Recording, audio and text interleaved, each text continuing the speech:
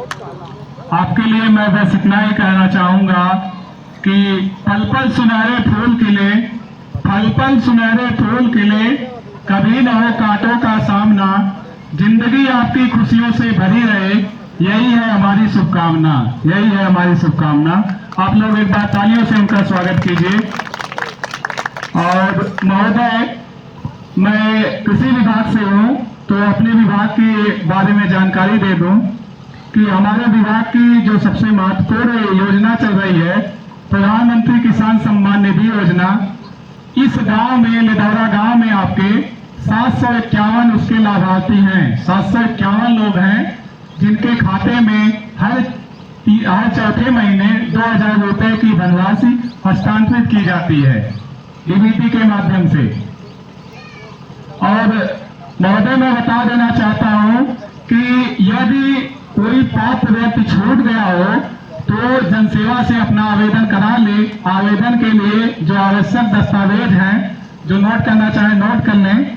आधार card, bank passbook, खतौनी और विरासत के आधार पर यदि खेत आया हो तो पिताजी का या पति का मृतक प्रमाण पत्र और उनका आधार कार्ड, ये प्रपत्र ले जा करके आप जनसेवा के माध्यम से ऑनलाइन रजिस्ट्रेशन करवा दें।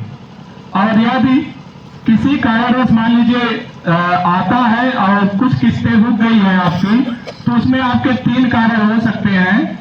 एक तो एनपीसीआई की समस्या, दूसरी है आपकी ईकेवाईसी की, और तीसरा लैंड सीडिंग की। एनपीसीआई की समस्या आपकी, आप या तो पोस्ट ऑफिस में खाता खुलवा लें तब दूर हो जाएगी, या एनपीसीआई का एक फॉर्म आता है, आधार कार्ड उसके साथ संलग्न करके बैंक में जमा कर दें तो आपका एनपीसीआई लिंक हो जाएगा खाता, तो आपके खाते में धनराशि भेजी जा सकती है। क्योंकि जब तक आपका खाता डीबीटी इनेबल्ड नहीं होता, कोई भी ऑनलाइन पैसा आपके खाते में नहीं भेजा जा सकता। दूसरी जो समस्या है ईकेवाईसी की, ईकेवाईसी के लिए आप हमारे पास आ सकते हैं, हम आपका फेशियल ईकेवाईसी कर देंगे। उसके लिए लाभार्थी चाहिए होगा, उसका आधार कार्ड, और मैं उसका ईकेवाईसी कर दूंगा। और यदि वो नहीं आ सकते तो जनसेवा के माध्यम से भी वो ईकेवाईसी करवा सकते हैं। उसके लिए आपका जो आधार है उससे मोबाइल नंबर लिंक होना चाहिए, चूंकि 2 बार ओटीपी जाती है। तीसरी समस्या है लैंड सीडिंग की। लैंड सीडिंग की समस्या तब आई जब आप जैसे लिधौरा के निवासी हैं और आपका खेत कहीं और गांव में है, तब लेखपाल महोदय जब सत्यापन आपका कर रहे थे तो आपको पाए नहीं, इसलिए लैंड सीडिंग की समस्या हुई। तो इसके लिए आप आधार कार्ड और खतौनी हमारे पास जमा कर देंगे तो हम आपका लैंड सीडिंग तहसील से करवा देंगे। और दूसरी योजना जो हमारे यहाँ चल रही है इस समय, जैसे बीज गोदाम आधाला पर समय समय से बीज उपलब्ध होते हैं आपको।